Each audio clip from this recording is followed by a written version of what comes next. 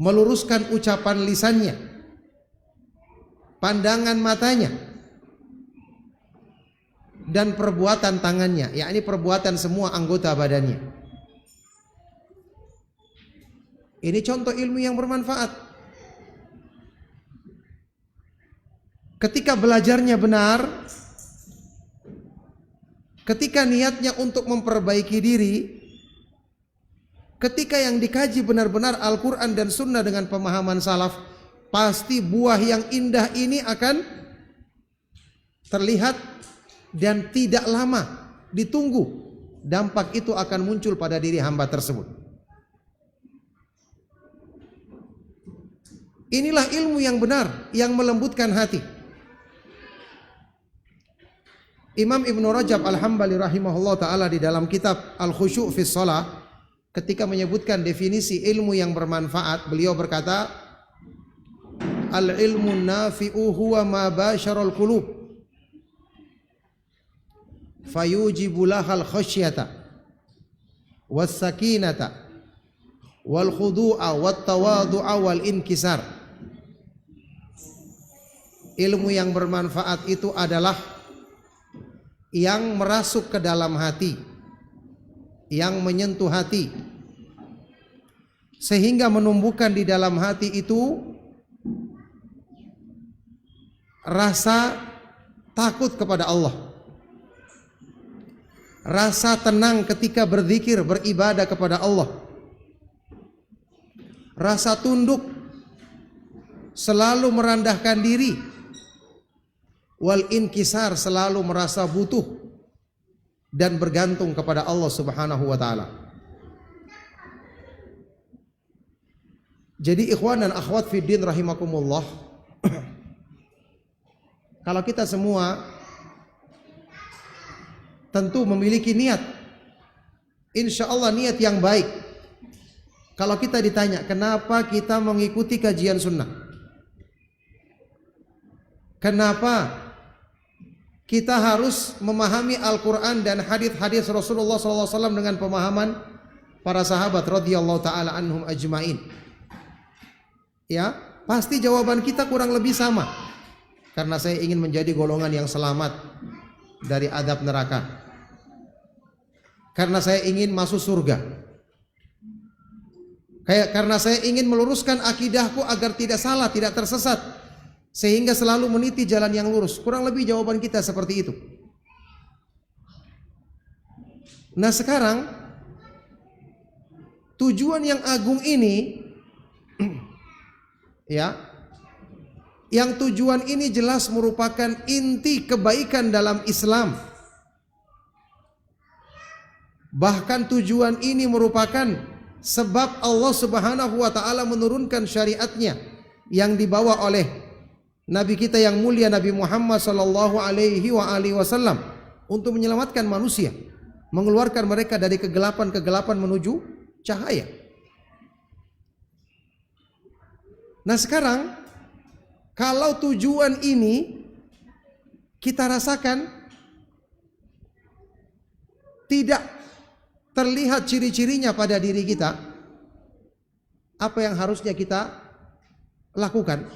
Harusnya kita mikir, kalau begitu apa yang saya pelajari selama ini, apa dampaknya bagi diriku? Harusnya kita berpikir, kenapa ilmu agama yang saya pelajari tidak menjadikan saya semangat beribadah seperti para sahabat radhiyallahu ta'ala anhum ajma'in, orang-orang yang saleh yang disebutkan di dalam Al-Quran. Ulaika yusari'una fil khairati wa hum laha sabiqun. Mereka adalah orang-orang yang selalu bersegera melakukan kebaikan dan berlomba-lomba mengamalkannya. Pasti ada yang salah. Dan ternyata inti kesalahan tersebut tentu setelah ya taufik dari Allah Subhanahu wa taala, karena yang menentukan segala kebaikan adalah taufik dari Allah. Sebab terbesarnya adalah masalah yang berhubungan dengan kelembutan hati.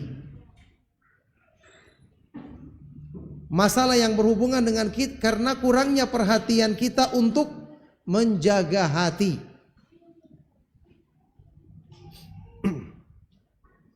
kita tidak berusaha untuk menjadikan ilmu itu sebagai sebab yang membersihkan kotoran penyakit hati. Banyak di antara kita yang masih meremehkan perbuatan-perbuatan buruk bahwa itu bisa berdampak mengeraskan hati. Na'udzubillah min dzalik. Jadi tema yang kita pilih di kesempatan kajian kita di sore hari ini, Masya Allah, tema yang sangat agung, luar biasa. Lembutkan hatimu sebelum membeku. Kenapa? Kalau hati sudah membeku, tidak akan bisa masuk kebaikan. Karena sumber kebaikan itu harus berasal dari hati.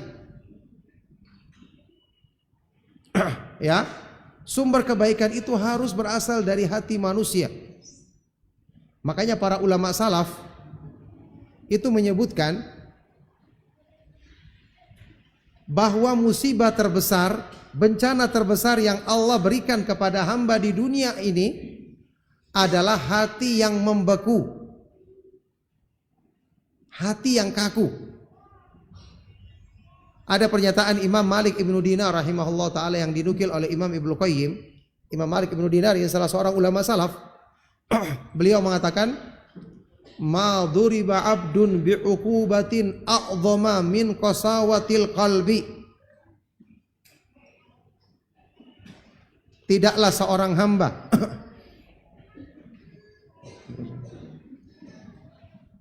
tidaklah seorang hamba ditimpakan satu hukuman, satu bencana di dunia ini oleh Allah Subhanahu wa taala yang lebih besar dibandingkan qasawatil qalbi, hati yang membeku.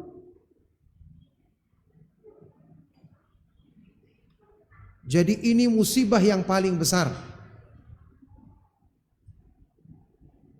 Tapi memang orang tidak tahu karena tidak terlihat. Urusan hati kan di dalam diri kita. Tidak terlihat tapi terasa jelas dampaknya. Utamanya dalam perbaikan kualitas ibadah.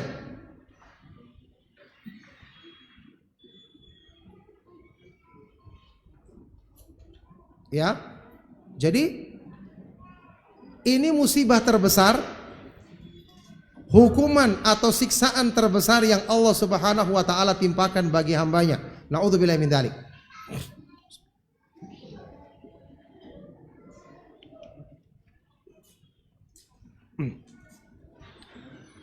Para akhwat dan ummahat, tolong anak-anaknya dikondisikan biar diam, tidak ribut ya, suruh main di luar.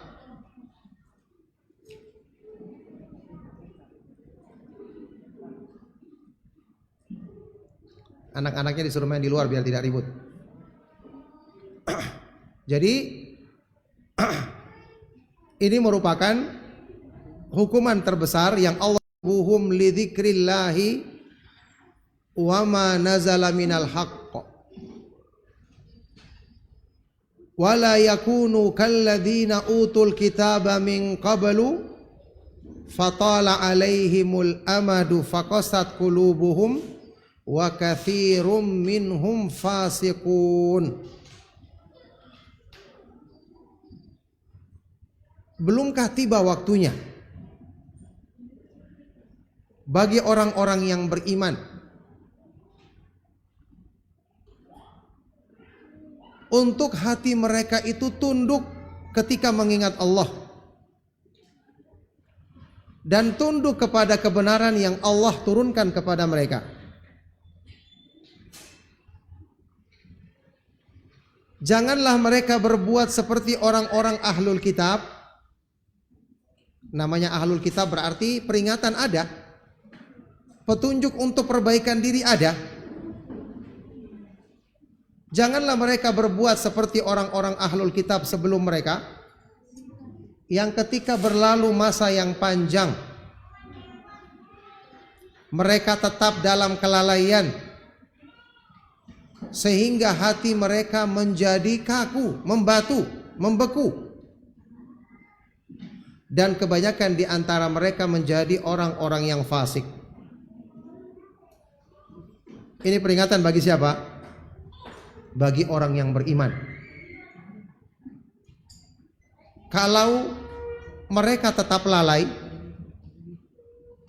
sebagaimana yang dilakukan oleh ahlul kitab, peringatan ada, nasihat ada, kitab turun. Tapi kenapa kitab ini tidak dijadikan untuk sebab melembutkan hati?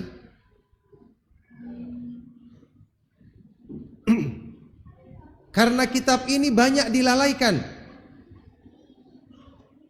Mereka membaca kitab mungkin, tapi tidak direnungkan maknanya sehingga hatinya tidak tersentuh. Nasihat yang mereka dengarkan hanya didengarkan tapi tidak dijadikan sebagai sebab yang membersihkan hati, introspeksi diri. Sehingga ketika berlalu masa yang panjang mereka tetap dalam kelalaian, hati mereka pun membatu, tertutup. Dan kebanyakan di antara mereka menjadi orang-orang yang fasik. Ini terjadi di umat ini karena umat ini kan kita tahu selalu mengikuti kebiasaan umat-umat yang lalu. Apa kata Rasulullah SAW dalam hadis? Tidak pantas bagi orang yang beriman untuk berlama-lama dalam kelalaiannya, untuk tidak perhatian, yakni tidak ada alasan lagi bagi Allah. Lihat contoh yang disebutkan di dalam Al-Quran tentang orang-orang munafik. Na'udzubillah min dzalik. Kan kita tahu bersama, Allah Subhanahu wa taala menjadikan Al-Quran dan sunnah Rasulullah sallallahu alaihi wasallam itu sebagai sebab utama yang menjadikan para sahabat radhiyallahu taala anhum ajmain menjadi generasi terbaik umat ini. Karena Al-Quran turun langsung dijelaskan, langsung diterangkan maknanya oleh Rasulullah SAW kepada mereka. Siapa lagi Nabi yang terbaik dalam bimbingannya, nasihatnya, petunjuknya, teladannya melebihi Nabi Muhammad SAW.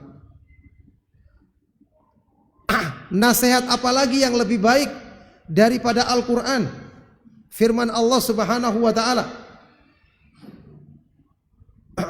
Ya, waman asdaqu minallahi haditha, siapakah yang lebih baik ucapannya, lebih benar ucapannya dibandingkan Allah Subhanahu wa taala. Sehingga generasi yang terbaik umat ini lahir tentu dengan taufik dari Allah Subhanahu wa taala melalui sebab besar ini. Makanya Allah Subhanahu wa taala mengisyaratkan hal ini di surat Ali Imran ayat 101. Allah Subhanahu wa taala berfirman, "Wa kaifa takfuruna wa antum tutla alaikum ayatullahi wa fiikum rasuluh." Bagaimana mungkin kalian menjadi kufur, yaitu kekufuran jauh dari kalian wahai para sahabat,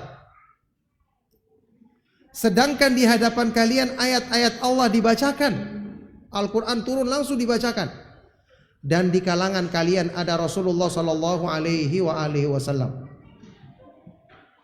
Keberadaan Rasulullah Sallallahu Alaihi Wasallam menjadi jaminan para sahabat ini terdidik dengan baik, ada contoh teladan yang terbaik, selalu mendengarkan nasihat yang baik.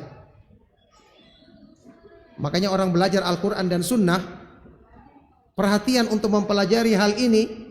Harusnya kebaikan-kebaikan itu bisa mereka rasakan sempurna. Tentu saja meskipun tidak sempurna mendengarkan langsung dari Rasulullah SAW, tidak sesempurna itu. Tapi dampak kebaikannya pasti ada.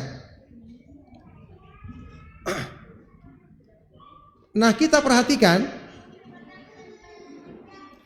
kondisi ini sekali lagi tadi dirasakan oleh para sahabat radhiyallahu taala anhum ajmain dengan sempurna. Tapi timbul satu pertanyaan besar. Apa itu pertanyaan besarnya?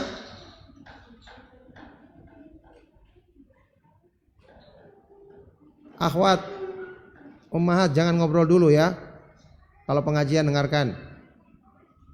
Tadi kita suruh diamkan anak-anaknya, sekarang suruh anak-anaknya diamkan ibu-ibunya.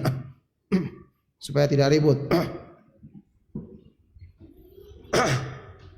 Sekarang muncul satu pertanyaan besar. Di zaman Rasulullah sallallahu alaihi wasallam, kenapa ada orang-orang munafik yang iman mereka jelas rusak serusak-rusaknya? Yang mereka itu menampakkan diri seolah-olah beriman, tapi hati mereka penuh dengan kekufuran. Apa sebabnya? Ternyata kembali kepada masalah kita. Setelah taufik dari Allah, Allah tidak berikan taufik kepada mereka. Kembali kepada permasalahan hati yang tidak dilembutkan sehingga terlanjur membeku.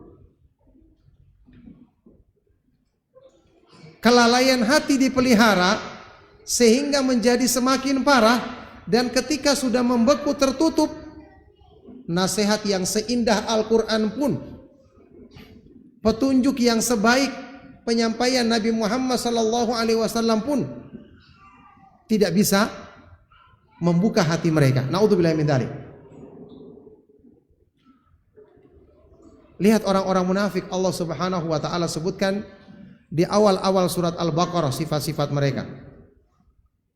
Di antaranya Allah berfirman bagaimana?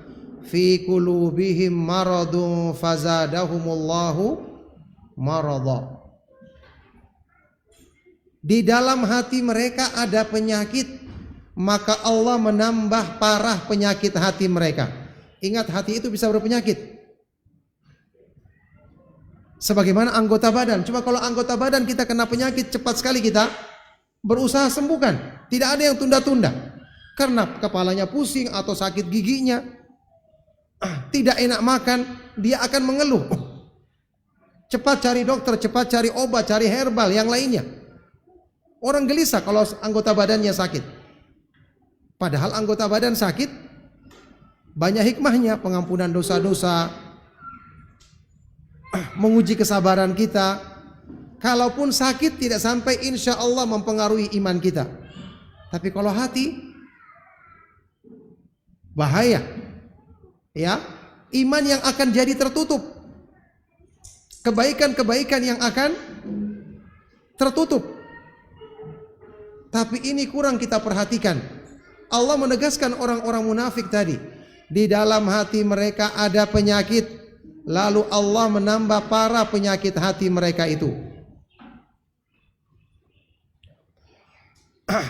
Di surat Muhammad sallallahu alaihi wasallam, Allah Subhanahu wa taala menyebutkan tentang orang-orang munafik.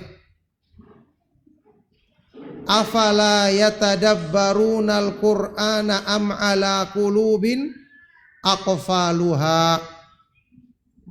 Tadi disebutkan ada penyakit hati ditambah penyakitnya. Semakin parah, lama-lama menutup hati. Akhirnya hatinya mati. Ketika hatinya sudah mati, Allah sebutkan di ayat ini di surat Muhammad sallallahu alaihi wasallam tentang mereka ini. Afala yatadabbarunal Qur'ana am ala qulubin aqfaluha. Apakah mereka ini tidak mau merenungkan Al-Quran, tidak mau menghayati isinya yang indah, mempelajari maknanya yang demikian agung, atau memang karena hati-hati mereka yang telah tertutup, telah terkunci mati, telah membeku? Apa artinya ayat ini? Ya, sebaik-baik apapun nasihat, seindah apapun isi Al-Quran, seagung apapun petunjuk Nabi Muhammad SAW, kalau hati sudah tertutup seperti hatinya orang munafik, maka tidak akan bisa mengambil manfaat sedikit pun. Ya, tidak akan ada pengaruhnya. Karena sumber kebaikan yaitu hati yang terbuka tidak mereka miliki lagi. Dan memang Allah menurunkan Al-Quran hanya untuk mengisi hati orang-orang yang masih ada kebaikan padanya. Ya, Al-Quran diturunkan pada hati manusia. Makanya Allah Subhanahu wa taala memuji orang-orang yang berilmu. Bal huwa ayatum bayyinatum fi suduril ladina utul ilma. Akan tetapi Al-Quran itu merupakan ayat-ayat yang jelas yang terdapat di dalam dada, di dalam hati orang-orang yang berilmu.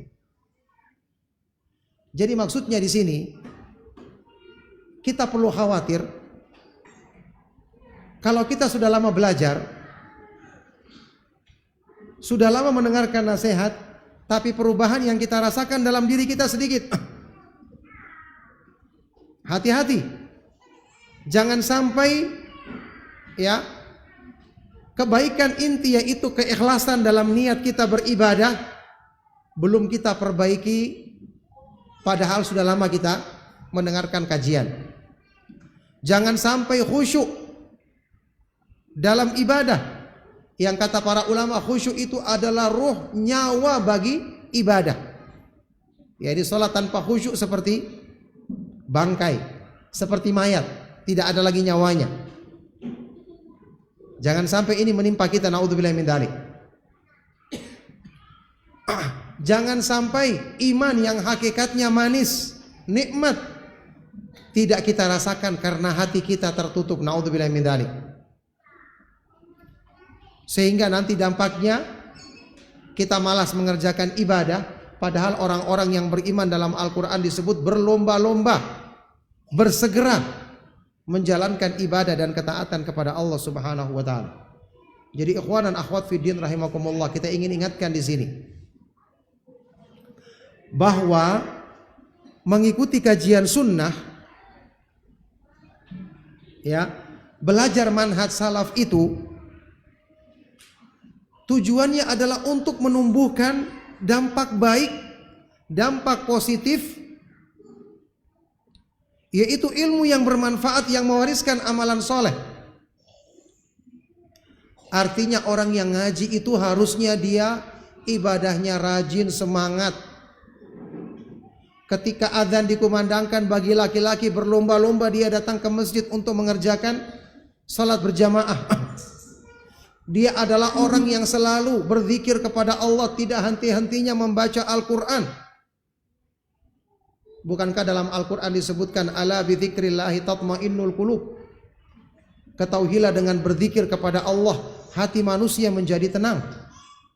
Siapa orang yang tidak ingin menjadikan hatinya tenang dan tentram? Utsman bin Affan radhiyallahu taala anhu berkata, "Lau tahurat qulubuna lama syabi'at min kalamillah." Seandainya hati kita bersih, mestinya dia tidak merasa bosan, tidak pernah puas untuk terus membaca Al-Quran. Sekarang kita lihat keseharian kita. Apakah kita betah membaca Al-Quran berlama-lama? Atau lebih betah membaca berita? Kalau baca berita, Masya Allah, sampai habis waktu, sampai habis pulsanya. Ya, habis paket datanya. Tidak bosan-bosan. Baca Al-Quran baru selembar sudah mengantuk. Ini ciri-ciri hati yang tidak bersih. Karena kata beliau, lau tahurat qulubuna lama syabi'at min kalamillah. Seandainya hati kita bersih, maka dia tidak pernah merasa puas, tidak pernah merasa kenyang untuk terus membaca ayat-ayat Al-Quran, firman-firman Allah.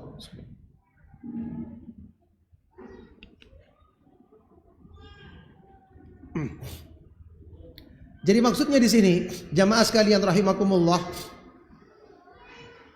introspeksi diri kita. Kalau kita membaca biografi para ulama salaf, semangat mereka dalam menuntut ilmu luar biasa. Wajar, karena majelis ilmu adalah raudhatun min riyadil jannah, taman dari taman-taman surga. Namanya taman surga kan indah, menarik, orang senang berlama-lama di dalamnya. Baca biografi mereka, bagaimana mereka dalam beribadah, bagaimana mereka sholat malamnya. Jadi jangan kita artikan manhaj salaf itu, waktu kita mengkajinya, hanya kita jago membantah ahlul bid'ah. Memang membantah ahlul bid'ah, Masya Allah, dipuji para ulama salaf. Tapi bukan hanya itu hasilnya. Hanya pintar menyalahkan orang lain. Memang kita menyalahkan dengan dalil boleh dan benar dalam Islam. Tetapi ada buah yang manis dari iman yang kita kaji dalam akidah salaf. Ada buah yang manis dari iman yang kita dapatkan waktu kita membaca Al-Quran dan merenungkan isinya sehingga menyentuh hati kita. Apa buah yang manis itu? Berlomba-lomba dalam beribadah, tidak bosan-bosan berzikir kepada Allah, selalu tekun membaca Al-Quran, semangat mengkaji ilmu agama, selalu beramar ma'ruf nahi mungkar, berusaha mempraktekkan kebaikan-kebaikan dalam diri kita, merasakan ibadah itu menenangkan hati, menyenangkan hati, sebagaimana perbuatan maksiat itu menyakitkan, menyedihkan hati. Apa kata Nabi SAW dalam hadis yang sahih? Man sarratuhu hasanatuhu wa sa'atuhu sayyi'atuhu fahuwa mu'min. Barang siapa yang merasa gembira ketika melakukan kebaikan dan merasa sakit, merasa sedih ketika melakukan keburukan, berarti dia orang yang beriman. Jadi iman itu cirinya apa? Kalau antum berbuat baik, antum senang, gembira. Kalau ada kebaikan yang kita tinggalkan atau keburukan yang kita lakukan, hati kita sakit. Ini kebanyakan kita apa yang kita rasakan? Terlambat makan baru rasa sakit, marah-marah. Apalagi terlambat terima gaji, ya, kurang uang belanja. Tetapi ketika ada zikirnya yang kurang, ngajinya kurang, bacaan Al-Qur'annya kurang, ternyata dia biasa-biasa saja. Terlambat sholat berjamaah, harusnya kita sedih, ya. Ini kalau iman di dalam hati kita benar. Makanya dampak dari orang yang tidak segera melunakkan hatinya sebelum membeku itu terlihat pada buah-buah dari iman yang tidak dirasakan oleh hamba tersebut. Makanya lembutkanlah hatimu sebelum membeku. Ini perintah yang Allah Subhanahu wa taala sebutkan di dalam Al-Qur'an. Coba kita perhatikan di ayat yang tadi kita baca di surat Al-Hadid ayat ke-16. Setelah Allah Subhanahu wa taala mengingatkan kita tadi, alam ya'ni lil ladzina amanu an takhsha'a qulubuhum li dzikrillahi wa ma nazala minal haq, dan seterusnya. Belumkah datang waktunya bagi orang yang beriman untuk hati mereka tunduk ketika mengingat Allah dan kepada kebenaran yang Allah turunkan kepada mereka, sampai selesai ayatnya. Di ayat berikutnya Allah berfirman, ayat ke-17, i'lamu annallaha yuhyil arda ba'da mautiha qad bayyana lakumul ayati la'allakum ta'qilun. Ketahuilah, sesungguhnya Allah Subhanahu wa taala menghidupkan bumi ini, tanah ini setelah sebelumnya mati, setelah sebelumnya gersang. Sungguh telah kami jelaskan kepadamu ayat-ayat kami agar kalian bisa memahaminya. Allah menghidupkan bumi yang gersang dengan cara apa? Diturunkan hujan. Hujan menghidupkan tanah yang gersang, menumbuhkan tumbuh-tumbuhan. Ini Allah membuat perumpamaan bahwa hati kita kalau keadaannya sudah separah itu perlu segera dihidupkan sebelum matinya mati total. Bagaimana cara menghidupkannya? Siramkan dia dengan hujan wahyu. Belajar agama dengan benar. Baca Al-Quran jangan cuma dibaca dengan lafaz, pahami isinya agar hati kita tersentuh. Penyakitnya ada di hati kita, obatnya ada tapi tidak pernah sampai. Karena apa? Orang membaca Al-Quran hanya baca hurufnya, selesai dia mengejar beberapa juz, tapi tidak ada yang tertinggal karena tidak pernah direnungkan isinya. Dia tidak belajar maknanya, tidak paham terjemahnya. Bagaimana hatinya akan tersentuh? Ya, Coba lihat perumpamaan yang disebutkan oleh Rasulullah sallallahu alaihi wasallam di hadis yang sahih yang diriwayatkan oleh Imam Al-Bukhari dan Muslim dari sahabat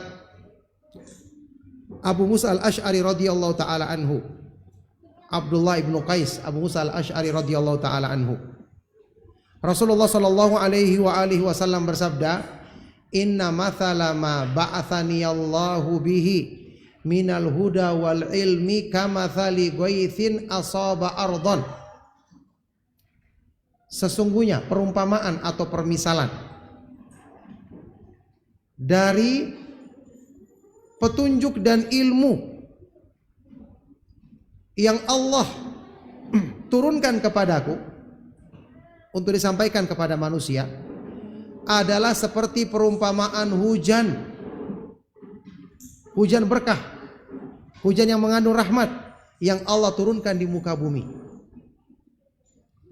Perumpamaan yang indah, ya, sebagaimana permukaan bumi ketika turun hujan akan subur, tumbuh kebaikan-kebaikan, bahkan air yang ditampung di sungai, di lembah akan diambil manfaatnya oleh manusia, oleh hewan, tumbuh-tumbuhan, semua akan ambil manfaatnya. Masya Allah, air sumber kehidupan dari Allah Subhanahu wa Ta'ala. Maka seperti itu keadaan hati kita, bahkan lebih daripada itu, tentang kebutuhannya untuk disirami dengan Al-Quran dan Sunnah. Ya, cuman ingat tadi, Al-Quran dan Sunnah itu menyirami hati kita, maksudnya ketika belajar dengan hati, belajar dengan hati, berusaha perbaiki tujuan kita, berusaha ilmu agar menyentuh hati kita. Tadi kalau baca Al-Quran, jangan cuma sekedar baca hurufnya, sekedar mengejar target harus selesai berjuz-juz, tapi tidak ada yang tertinggal. Waktu mengikuti kajian, dengarkan yang konsentrasi, catat, pulang di rumah baca lagi, supaya hati kita tersentuh. Jangan hanya cuma sekedar didengar, kemudian terlewatkan. Bagaimana hati kita akan tersentuh? Tadi sudah kita bahas, ilmu yang bermanfaat itu harus merasuk ke dalam hati, bercampur ke dalam hati, supaya ilmu ini yang bisa membersihkan hati, kemudian menumbuhkan di dalamnya apa? Rasa takut kepada Allah, rasa tenang ketika berzikir kepada Allah, ketundukan, sikap merendahkan diri, selalu bergantung kepada Allah. Itu caranya belajar. Jadi kita mencatat atau kita mendengarkan, pulang kita perlu mengulanginya. Sekarang sudah ada rekaman. Kalau ada hal yang antum sudah fahami, antum ingin nasihat tersebut sampai di hati, dengarkan lagi. Coba dengarkan lagi, diulang lagi. Kata para ulama apa? Hayatul ilmi mudzakaratuhu. Hidupnya ilmu itu dengan dimudzakarah, diulangi, dipelajari kembali. Jadi yang seperti ini biar belajarnya sedikit, manfaatnya terasa.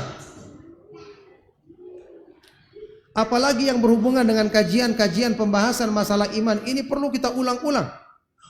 Kajian tentang tauhid, apalagi memahami nama-nama Allah yang maha indah, sifat-sifatnya yang maha tinggi.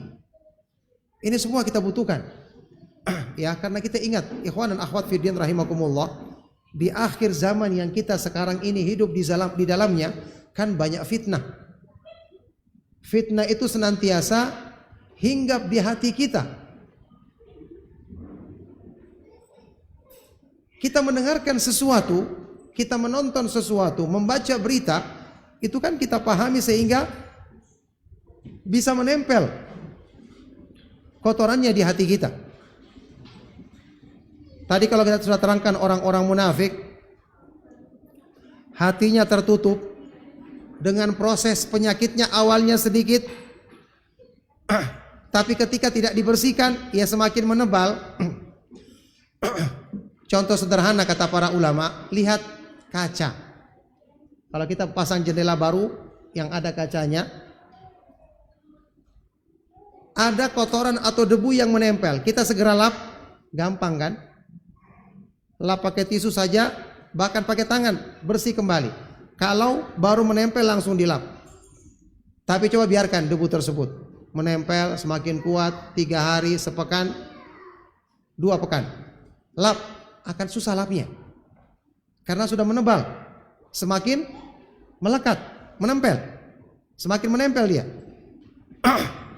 Seperti itu penyakit hati. Awalnya ada sakit, terasa, langsung kita bersihkan. Oh, saya harus belajar lagi, saya harus baca Al-Quran lagi, saya harus berdoa kepada Allah, akan segera bersih.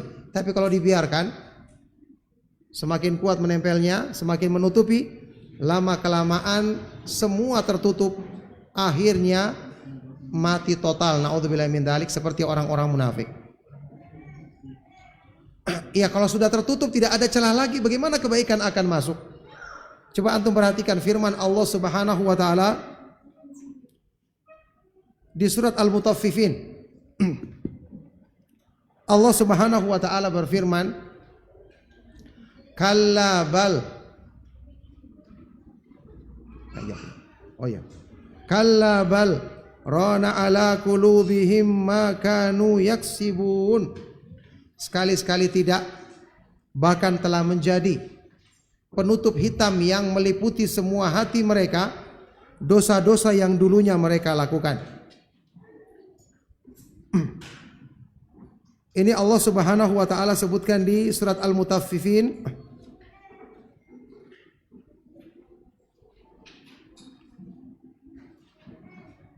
di ayat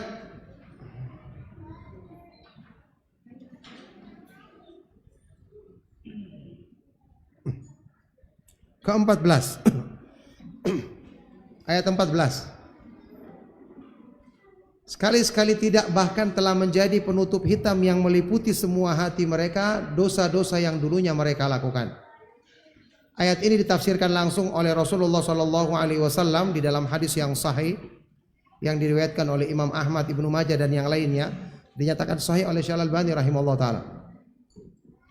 Dari Abu Hurairah radhiyallahu taala anhu,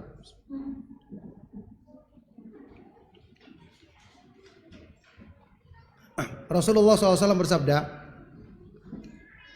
"Idza adnabal abdu dzanban nukitat fi qalbihi nuktatun sauda." Kalau seorang hamba berbuat dosa, maka akan dibubuhkan di hatinya satu titik hitam. Fa in taba wa naza'a wastaghfara, kalau dia segera bertobat, melepaskan diri dari dosanya, mohon ampun kepada Allah, bersih kembali hatinya. Kayak dilap lagi tadi, langsung dibersihkan sehingga mudah bening kembali. Fa in zada zadat, kalau bertambah dosanya, bertambah titik hitamnya, hatta ta'lu wa qalbahu, sampai menutupi semua permukaan hatinya, sehingga tidak ada lagi celah untuk masuknya kebaikan. Kata Rasulullah SAW, fadzakar ron, itulah ron, penutup hitam yang Allah sebutkan di ayat tadi, di surat Al-Mutaffifin ayat ke-16 tadi. Jadi ada prosesnya. Dan biasa orang tidak perhatian karena dianggap masih sedikit. Kayak tadi kaca, dibiarkan dulu. Ternyata semakin lama semakin kuat menempel dan semakin meliputi semua permukaannya sehingga tertutup secara total. Naudzubillah min dzalik. Oleh karena itu, ya, lembutkan hatimu sebelum membeku. Ini merupakan sebaik-baik nasihat agar kita tidak terlambat sebelum menjadi keadaan orang-orang munafik yang tidak bisa lagi menerima nasihat.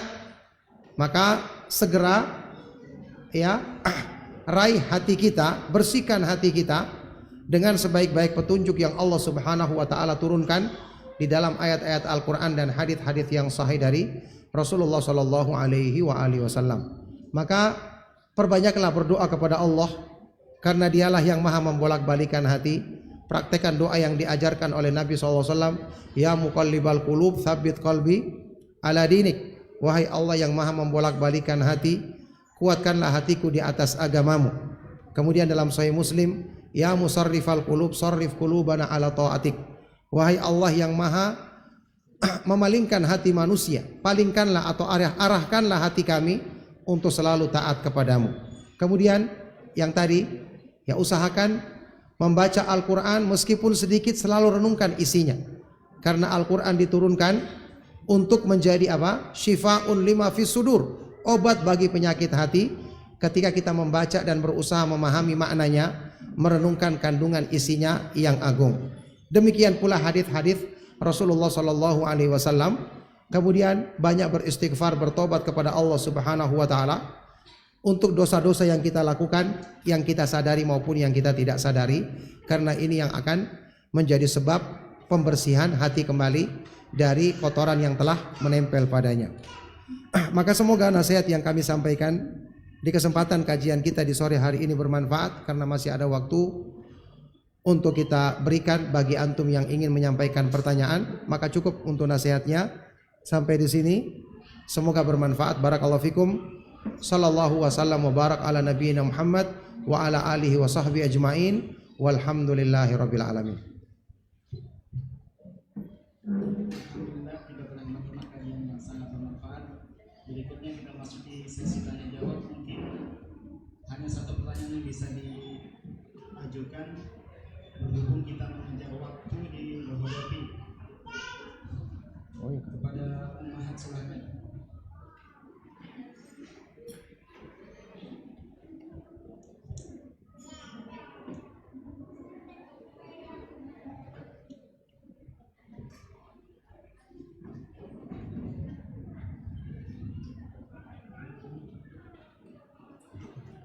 Iya, silakan. Pertanyaannya disampaikan, akhwat atau ikhwan juga boleh.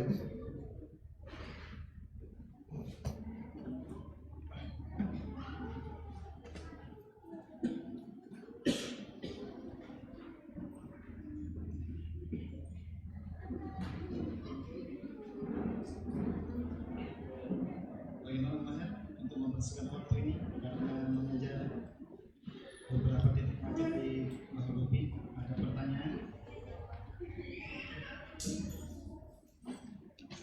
Bisa mungkin lewat kertas.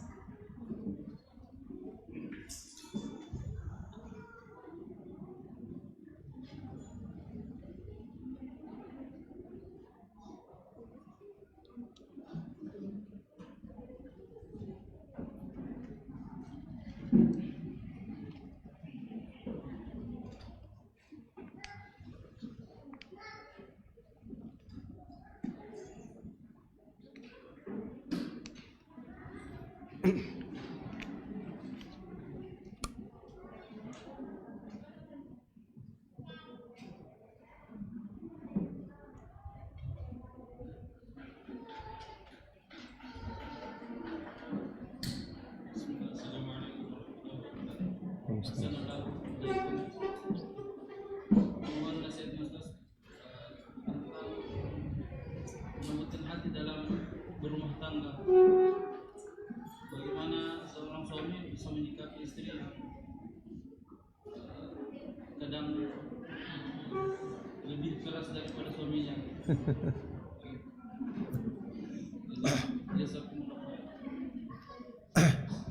Iya. Nasihat tentang bagaimana melembutkan hati dalam menyikapi urusan rumah tangga. Suami mendapati istrinya lebih keras dan lebih berani. Karena kalau bicara lebih tinggi suaranya. Ya. Kebaikan di dalam hati seseorang, kalau imannya benar sudah kita sebutkan tadi, semua anggota badannya akan baik. Sehingga akan terucap ucapan yang lemah lembut, apalagi ketika itu berhubungan dengan kewajibannya. Ingat, agama telah mengatur bahwa laki-laki itu ar-rijalu qawwamuna 'alan nisa. Laki-laki itu adalah pemimpin bagi kaum perempuan. Namanya suaminya sebagai pemimpin, meskipun mungkin suaminya bukan orang yang menakutkan, dan alhamdulillah ya, orang yang beriman bukanlah orang yang menakutkan. Harusnya istrinya tetap bersikap dia adalah bawahan yang dipimpin oleh suaminya, maka tidak pantas untuk kemudian dia mengucapkan ucapan yang kasar dan keras. Ini yang kadang-kadang sering terjadi. Ya, para akhwat tolong didengarkan dulu, belum selesai kajian. Sering terjadi waktu kita membahas misalnya bagaimana rumah tangga Rasulullah Shallallahu Alaihi Wasallam. Jelas ini pembahasan yang sangat baik. Rasulullah SAW adalah orang yang paling baik terhadap keluarganya, paling lembut, paling bagus akhlaknya. Kata beliau SAW, khairukum khairukum linisaihi wa ana khairukum linisaihi. Sebaik-baik kalian adalah yang